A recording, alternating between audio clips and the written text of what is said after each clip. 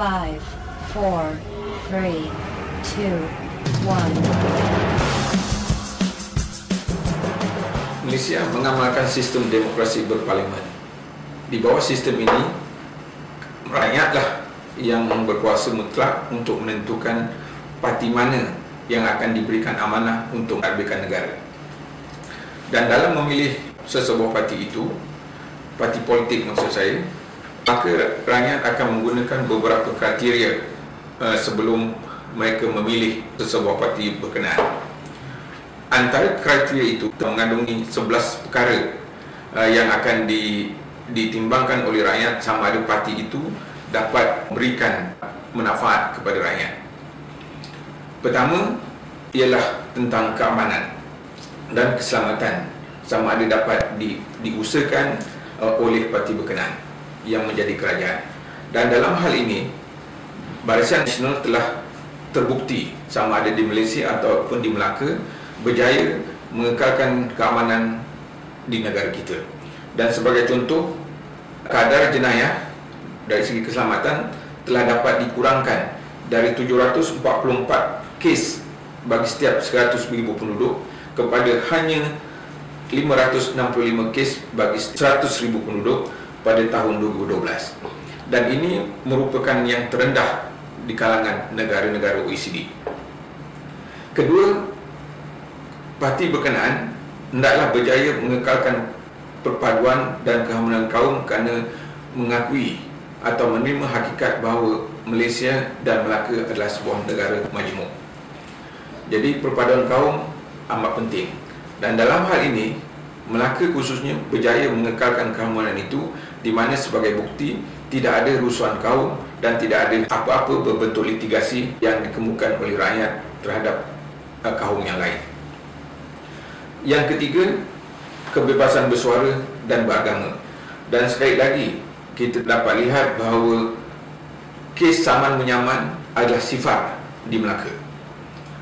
Dan yang keempatnya ialah kualiti hidup yang meningkat. Ini terbukti kerajaan Barisan Nasional di Melaka khasnya telah dapat meningkatkan jangka hayat rakyatnya, yang mana ini merupakan indikator mengukur tahap kesihatan rakyat. Dan sebagai contoh, pada tahun 2007, umur penduduk lelaki di Melaka adalah 69 tahun, manakala pada tahun 2011 telah meningkat kepada 70 tahun. Dan bagi perempuan pula, pada tahun 2007 berusia 75 tahun dari segi jangka hayat dan telah meningkat kepada 76.4 tahun pada tahun 2011. Kelima, apa yang diharapkan oleh rakyat ialah pertumbuhan ekonomi yang rancak, kerana ini akan memberi banyak peluang dan ruang perniagaan, pekerjaan dan sebagainya. Dan sekali lagi terbukti sebagai contoh, pada tahun 2011 pertumbuhan ekonomi Melaka mencatatkan 5.5% pada tahun berkenaan, lebih kurang sama dengan peringkat Malaysia. Ekoran daripada pertumbuhan ekonomi yang rancak itu, rakyat mengharapkan peluang pekerjaan yang banyak. Dan sekali lagi, Malaysia dan juga Melaka terutamanya, Yang Amat Berhormat Datuk Seri Muhammad Ali Muhammad Islam telah berjaya mewujudkan peluang pekerjaan yang banyak. Dan sebagai bukti, kadar pengangguran di Melaka hampir kosong, iaitu pernah mencecah 0.3%. Inilah yang dikehendaki oleh rakyat. Dan seterusnya, yang keenam ialah bukan saja peluang pekerjaan yang banyak, tetapi pekerjaan itu mestilah berupaya meningkatkan pendapatan mereka. Dan terbukti daripada rekod bahawa pendapatan isi rumah orang Melaka telah meningkat sebanyak 85% antara tahun 1999 dan tahun 2009. Kadar pengangguran yang rendah tidak cukup. Peningkatan pendapatan juga tidak cukup. Apa yang rakyat mahukan ialah pada masa yang sama, kadar kemiskinan hendaklah turunkan atau kalau boleh dihapuskan. Dan sekali lagi, Yang Amat Berhormat Datuk Seri berjaya kerana kadar kemiskinan telah dapat diturunkan dari 5.7% atau hampir 6% pada tahun 1999 kepada hampir sifar pada tahun 2009, iaitu 0.5%. Dan kadar kemiskinan ini 0.5% dan kadar pengangguran yang saya sebut tadi pernah mencecah 0.3%, adalah yang terendah di Malaysia. Dan bukan saja terendah di Malaysia, malah terendah kalau kita bandingkan dengan 34 negara maju apa yang dipanggil OECD.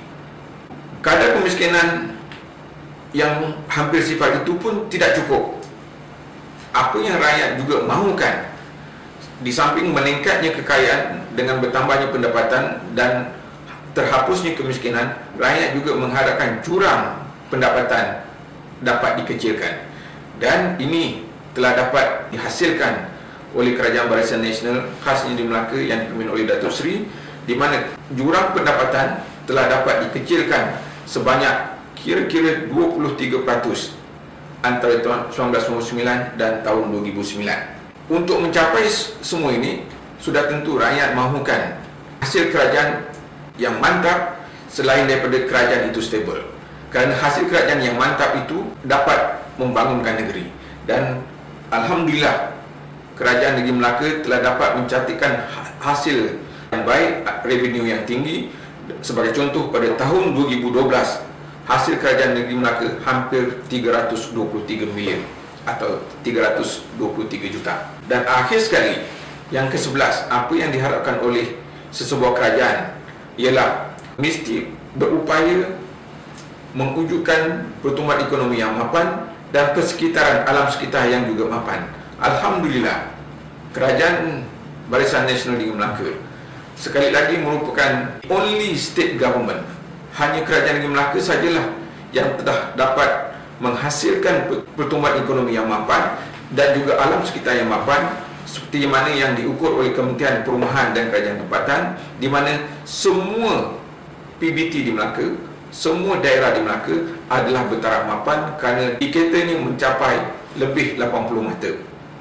Tidak ada negeri lain dalam Malaysia, ingin saya tekankan, yang mana seluruh negeri itu mapan kecuali Melaka. Jadi, pada khidmat saya, inilah 11 perkara yang dituntut oleh rakyat supaya dapat dihasilkan oleh kerajaan yang diberikan amanah untuk mentadbirkan negeri. Dan kalau inilah yang diperlukan, maka tidak lain dan tidak bukan, hanya Kerajaan Barisan Nasional sahajalah yang telah terbukti dapat memenuhi aspirasi rakyat, memberikan apa yang diharapkan oleh rakyat.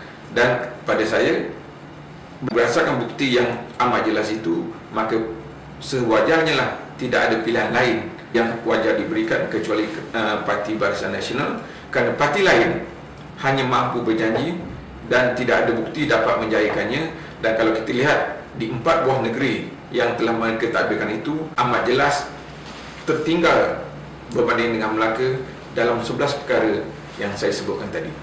Terima kasih.